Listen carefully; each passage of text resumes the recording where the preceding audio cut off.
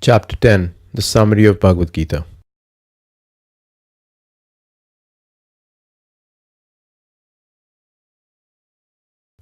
In the first lesson, we saw the qualities of the person who is searching for light.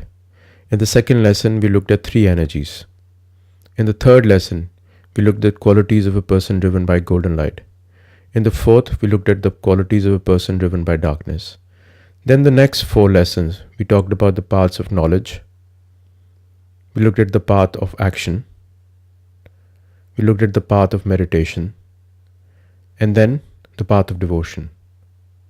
In the ninth lesson, we looked at the qualities of the Creator. And now, the 10th lesson is a summary of the entire Bhagavad Gita series. Chapter 1 The Search. One individual among many thousands seek the path of light, but only few reach the goal and come to realize the light. Four kinds of individual seek the path of light: ones who are suffering, ones who are seeking knowledge, ones who are seeking wealth, and the ones who are wise. The ones who seek the path of light, their work is never wasted. When such a person dies, they go to other realms where pious living entities live. After many everlasting years of enjoyment, they are reborn on earth into a family of pure and prosperous. On taking such a birth, the wisdom they have acquired in their previous lives will be reawakened. They automatically get attracted to the path of light. Through constant effort over many lifetimes, they overcome all their selfish desires and eventually attain the highest goal.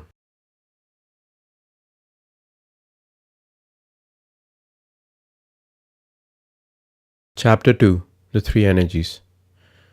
Let us compare the three energies of white, grey, and black.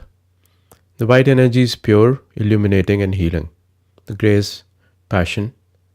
The black is ignorance. The driver of white is creativity and healing. The driver of grey is unlimited desires. And the driver of black energy is inertia. White energy is bound to knowledge and wisdom. Grey is bound to compulsive action. And the black is bound to delusion. The qualities of white are truthfulness, fearlessness, compassion, and humility. The qualities of grey are greedy, selfish, angry, prideful, and restless. The qualities of black are fearful, confused, lazy, insensitive, depressed, and self-torture. The worship of white is creativity and divinity and forms of God. The worship of grey is wealth, power, money, and fame. The worship of black is ghosts and spirits. The food of white is mild and nourishing. The food of grey is salty, spicy, and unhealthy. The food of black is overcooked and unhealthy. The actions of white are selfless and heart-driven. The actions of grey are selfish and reward-driven. And the actions of black are blind and thoughtless. The speech of white is kind and gentle. The speech of grey is manipulative and aggressive. And the speech of black is vulgar and untruthful. The mind of white energy is calm. The mind of grey is restless. And the mind of black is confused. Charity of white is they give without thought of return. The charity of grey is giving with expectations of return. And the charity of black is giving with regret.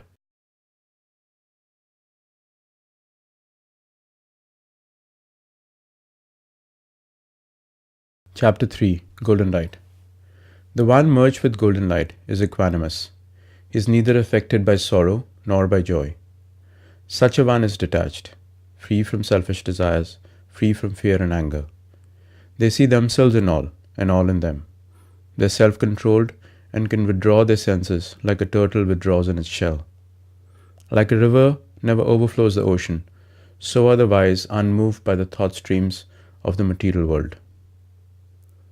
They experience the world without the ego cage of I, me, and mine. United with the Lord of Love, they attain peace. With this bliss, the wise work selflessly and focus on the welfare of all beings. Merged with golden light, they have the ability to play with three energies, yet remain detached. To connect to the inner light, the wise close their eyes in meditation. They focus on their spiritual center.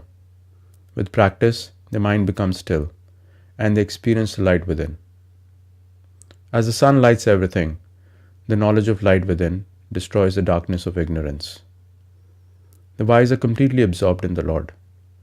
With the Lord as their only goal and refuge, they are never born again.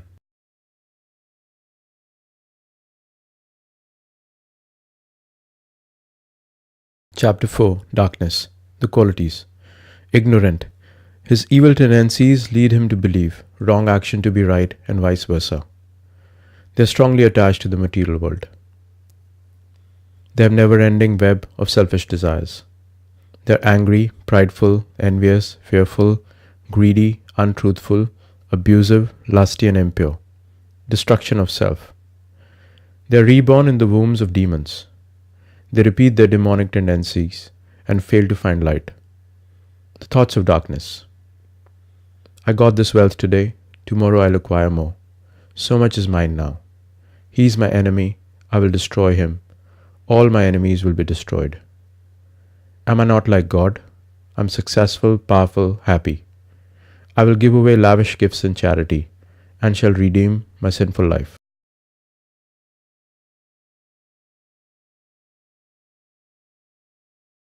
Chapter 5. The Path of Knowledge. There are 8 material energies: earth, water, fire, air, ether, heart, mind and ego. Beyond this is a spiritual energy called the soul. The soul is above the heart is higher than the mind, and the mind is above the body.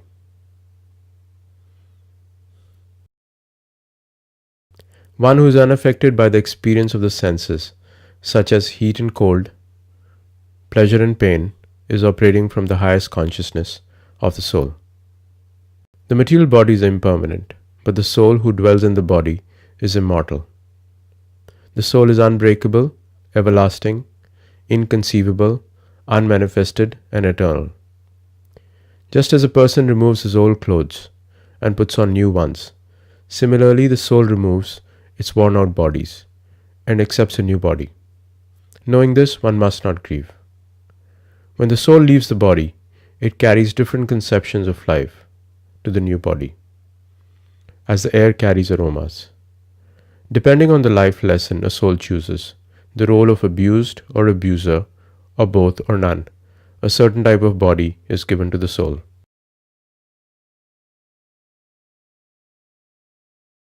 Chapter 6. The Path of Action.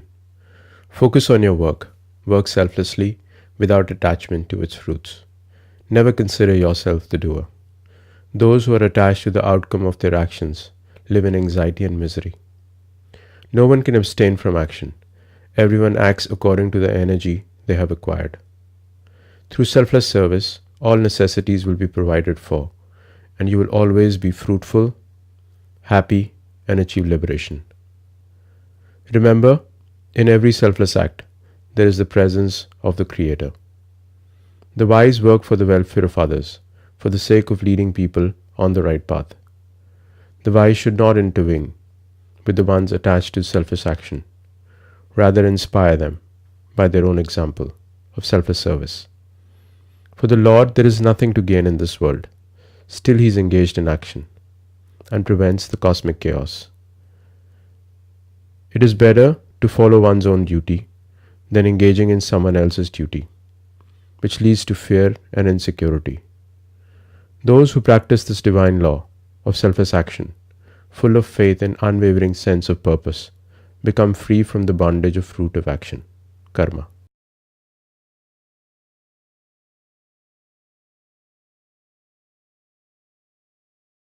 Chapter 7. The Path of Meditation. The mind is restless, violent, and unsteady. Trying to control the mind is like trying to control the wind. The mind can become calm by practicing detachment. Those who have self-control, the mind is best of friend, but it is enemy of those who have not found the self within. To practice meditation, find a secluded place and establish a firm seat. With single-pointed mind, senses restrained, meditate upon the Lord within the heart. With his mind regulated, he attains total liberation. The one who is moderate in eating, recreation, and sleep, meditation becomes easier. When the meditation is mastered, the mind becomes completely still. In this stillness, the self is revealed, and one experiences joy, peace, and fulfillment. Gradually, through patience and repeated effort, the mind will become fixed on the self alone. With a still mind, one unites with the Lord and sees the Lord in all beings.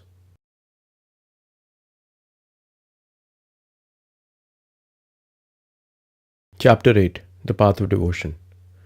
Whatever you do, do that as an offering to me. You'll be freed from the bondage of work and its results. With your mind fixed on me, you will come to me. The one who worships me without wavering, always glorifying me and lovingly serving me, is always protected by me, and I grant what they lack and preserve what they have. Seeing me in one another, enlightening one another, always speaking about me, my devotees are happy and fulfilled. Out of mere compassion, I destroy the darkness of ignorance from within them, and give them spiritual wisdom by which they come to me. The one I love is compassionate to all, and returns love for hatred. He lives beyond the reach of eye and mind, and uses his speech, body, and mind to serve me. He is free from anger, pride, and lust to possess people or things. He remains balanced in pleasure and pain. He is tolerant, content, self-controlled, and firm in faith. With his heart and mind and intellect focused on me, with such a one I am in love. There are two ways to worship me: the unmanifest, which is without name and form, and the manifest, which has a name and form. Since we live in the material plane, it is easier for a devotee to focus on the manifest form, but both lead to me.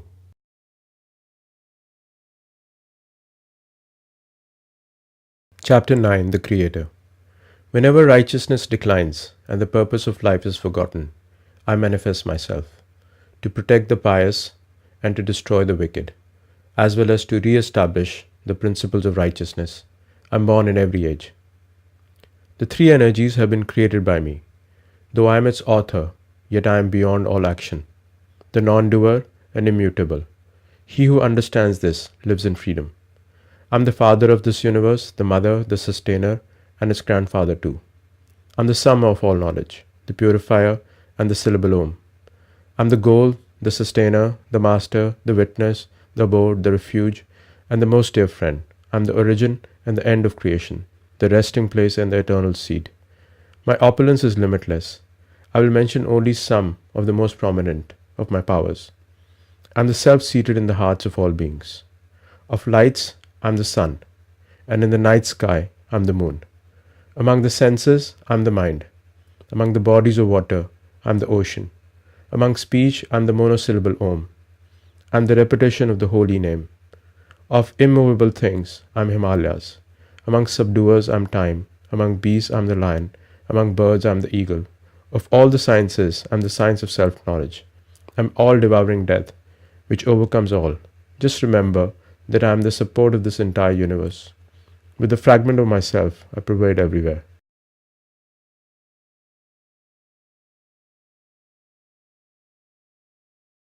This ends the Gita video series. Thank you for watching. If you have comments or feedback, please write to me at varun@varuntalva.com.